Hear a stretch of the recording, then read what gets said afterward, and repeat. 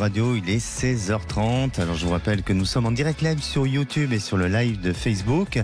Et comme chaque lundi, il est temps d'accueillir Laurence Baranski, auteure d'une douzaine d'ouvrages et conférencière en éveil spirituel. Bonjour Laurence. Allô Laurence. Vous m'entendez ? Oui, je vous entends Laurence. Bonjour. Bonjour Alexandre. Bonjour à toutes et tous. Laurence, aujourd'hui c'est un jour spécial pour vous puisque c'est votre anniversaire. Et j'en profite pour vous souhaiter un très bel anniversaire à l'antenne et une belle année pour vous qui commence sur de belles perspectives.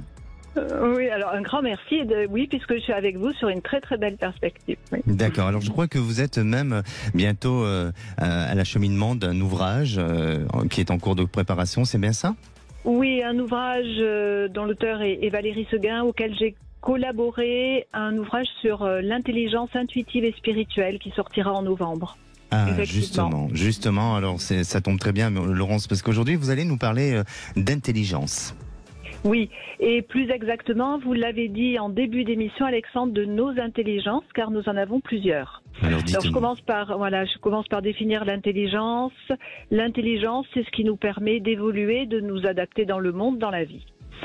Notre intelligence la plus connue est celle qu'on a développée à l'école. On peut la qualifier d'intellectuelle. C'est l'intelligence de la logique, des mathématiques, celle qui va nous permettre de compter, de raisonner, d'argumenter.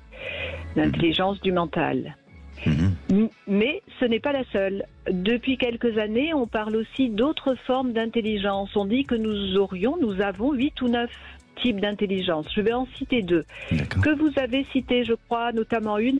Premièrement, nous avons une intelligence corporelle. L'intelligence corporelle, c'est l'intelligence de notre corps, du mouvement dans l'espace, de la danse aussi, de notre capacité à nous mouvoir. Notre corps est intelligent.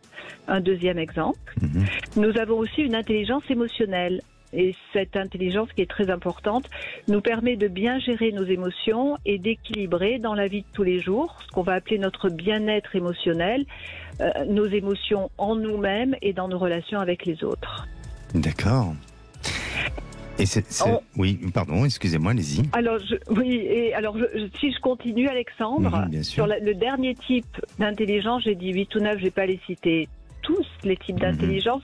On parle d'intelligence également spirituelle. De plus en plus, depuis une dizaine d'années, on en entend beaucoup parler. Alors, qu'est-ce que c'est ? L'intelligence spirituelle, c'est notre capacité à écouter nos sensations, notre petite voix intérieure, et même à développer notre intuition. C'est pas éloigné du sujet d'aujourd'hui, l'écoute intuitive. On dit souvent que cette intelligence, d'ailleurs, est une intelligence à la fois spirituelle et intuitive. Et je trouve que c'est très joli parce que c'est un peu l'intelligence de la sensibilité, de la douceur. Et c'est une intelligence qui nous invite à faire confiance à ce que nous ressentons, même si ce que nous ressentons n'est pas forcément logique, comme nous dit notre mental. C'est l'intuition. D'accord. Alors, quels conseils pourriez-vous nous donner aujourd'hui ? Oui, alors, ma proposition, j'en ai 2. Le premier serait déjà de reconnaître que nous avons en nous toutes ces formes d'intelligence et de ne pas hésiter à les développer.